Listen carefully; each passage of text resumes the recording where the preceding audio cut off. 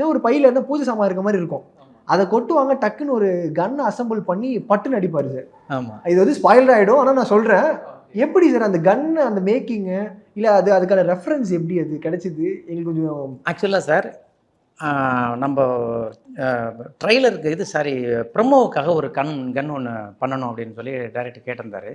But அது அது எங்கேயும் எதுலேயும் வராத கன்னாக இருக்கணுண்ணே அப்படின்னு சொல்லி கேட்டிருந்தாரு. அதுக்காக ஒரு டிசைன் பண்ணோம். சொந்தமாகவே பண்ணது அது. ஓன் டிசைன் நீங்களே? ஓன் டிசைன் தான். ஓன் டிசைன் தான். அது நானே உட்காந்து மேக் பண்ணேன் அது. அதில் கொஞ்சம் எனக்கு இன்ட்ரெஸ்ட். அது மாதிரி பண்ணுவேன். கன் பண்ணிட்டோம். ரெடி ஆயிடுச்சு. அப்புறம் அதுக்கப்புறம் அதை இந்த சீனுக்காக இப்படியெல்லாம் இருக்கணும், டிஸ்மாண்டிங் பண்ணி ஒரு 4 இடத்துல இருந்து எடுக்கிறது அப்படி இப்படின்னுலாம் நிறைய கொஞ்சம் இது கேட்டிருந்தாரு. அந்த விஷயங்கள்லாம் பண்ணோம். பட் நல்லா வந்துருச்சு. ப்ரொமோவாக செம்ம இதாக வந்துருச்சு. அந்த கன் பேசப்பட்டுச்சு. அப்போ சொன்னார், அண்ணா இந்த மாதிரி ப்ரொமோ பண்ணியிருக்கோம். பட் இந்த கன்னை வந்து நம்ம படத்தில் யூஸ் பண்ணால் நல்லா இருக்குண்ணே, கன்னு சூப்பராக வந்துருச்சு அப்படின்னு சொன்னார்.